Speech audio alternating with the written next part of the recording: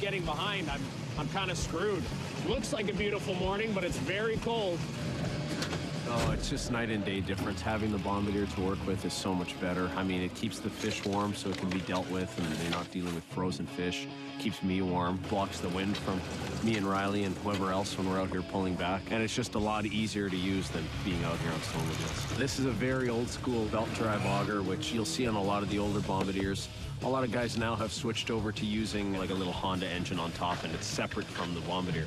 Whereas this one runs off a PTO. So the PTO is basically that little black wheel on the back that spins, which is connected to the engine. It's super dangerous because it's always there spinning when the engine's running. This is the old school way of doing it. It is pretty dangerous. You do have to be really careful around it. There's a lot of ice.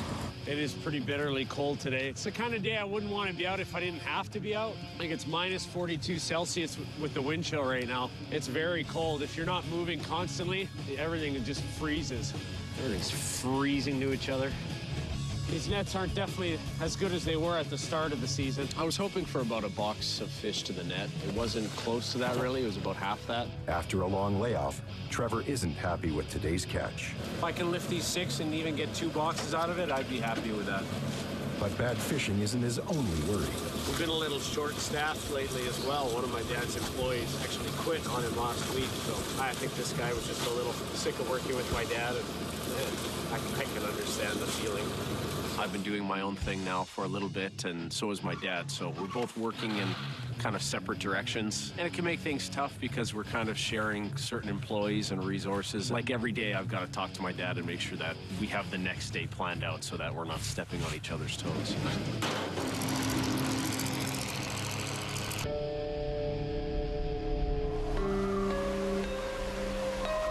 So far, for the end of this game here, the fish is terrible. We're not even hitting our half a ton minimum that we need. Fishing blows.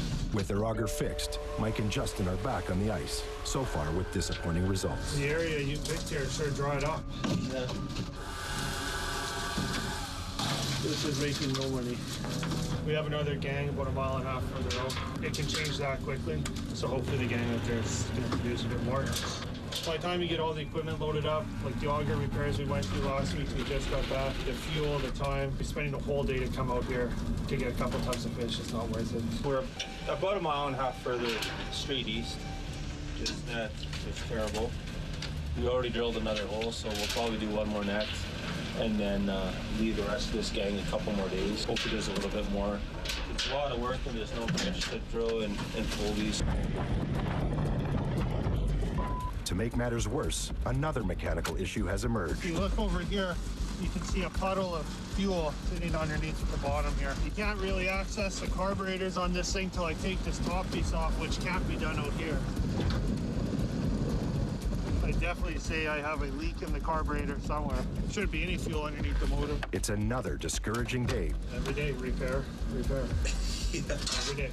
I noticed when I was drilling a hole, I could see a little bit of mixed gas laying on the snow. When I was looking underneath, I can see a little puddle of fuel, so it has to be leaking somewhere from the car. It's inevitable. It's gonna have to go home and take it apart, see what's wrong. A day on the lake equals a day of repair. That's how the winter seems to be going so far. The auger the other day, now today's a slide. We got a big dumping of snow, and it was really hard to move around. With the caboose, the machine just couldn't pull it, so it was Bombardier time, and it is so nice having it out there.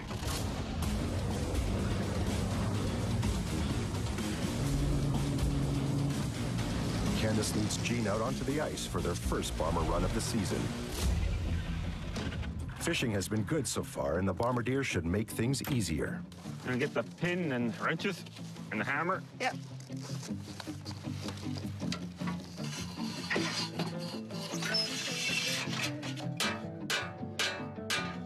Okay, I gotta get down now. Down.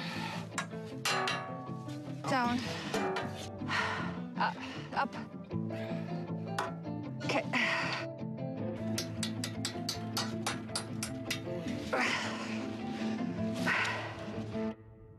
What the hell? You all right? What the hell? You all right? Yeah. What's going on? I'm good. You good? Yeah. Did I get your hand? Yeah. Come on.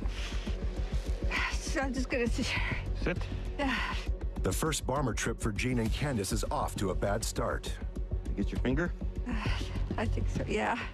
That's a little bit. I didn't think you did, but I'm all right. I'm all right. Yeah. Need a minute? Yeah. I'm just gonna sit here right now. Just let it pass.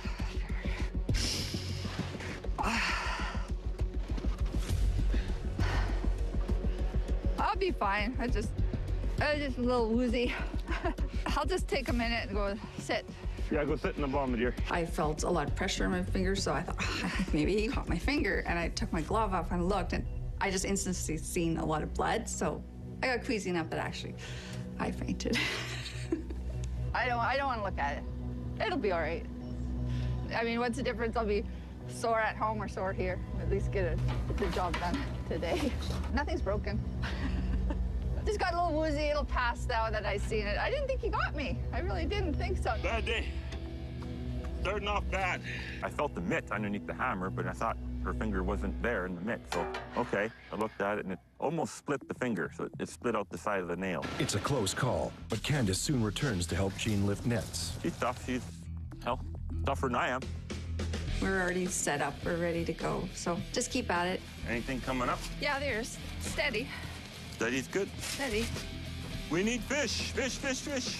A good haul soon puts the accident behind them. Well, it was a good day. I don't want to jinx it, I guess you could say. It's good to not set all your nets in the same spot, so you want to be in and out, different sizes of nets. And this time, it really paid up for us. We figured, what the hell, finish up today and go home. We had a good day. I'm happy with it.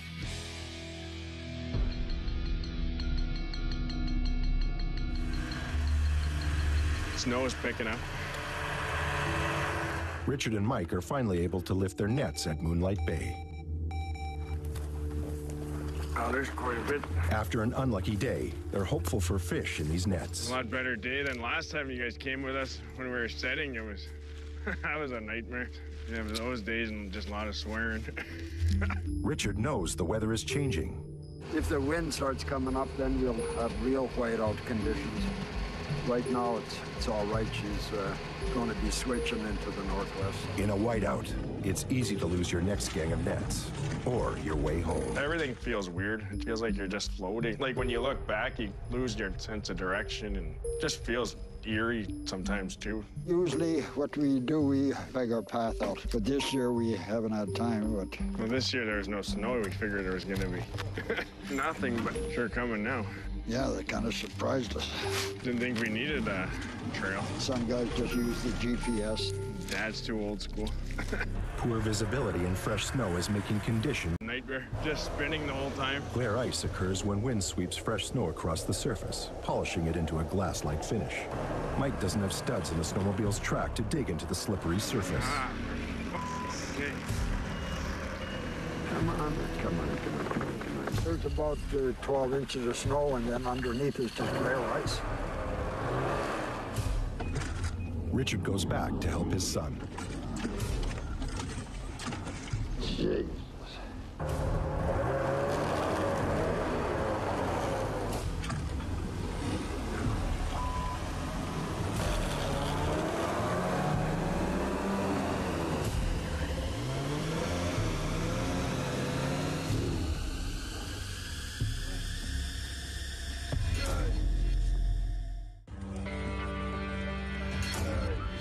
'74-year-old Richard Bjarnson tumbles on the glare ice.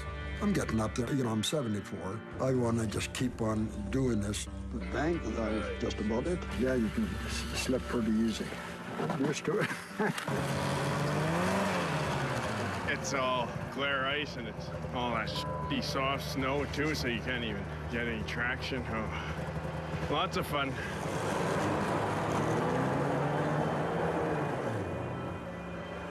Despite the setbacks, Mike and Richard are happy with their catch. You'll end up with about 8 boxes out of 10, which is excellent. Can't complain with that. Now we go for the drive-in. But first, a little refreshment. Oh, refreshing, ice cold. Best water you can get. You know, some visitors would come over and we'd give them a cup of coffee, and they said, "My God, that's the best coffee I've ever tasted." They said, "What kind of coffee is it?" I said, "It's not the coffee." I said, "It's the lake water."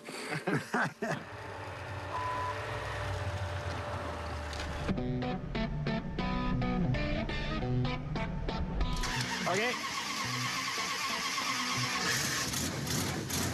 Yeah, perfect. The next day, Trevor and his crew head out early. Right on, Pete.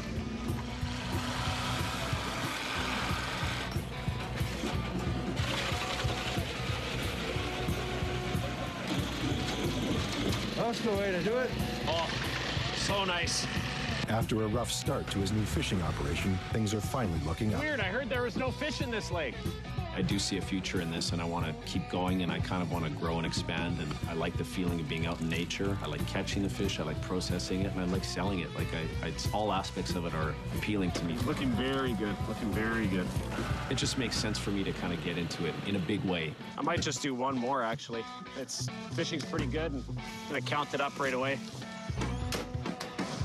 I've always kind of come back to the fishery, and maybe it is in my blood because I do like it, and I feel like I'm not bad at it. Oh, there was a lot of catches at that last one.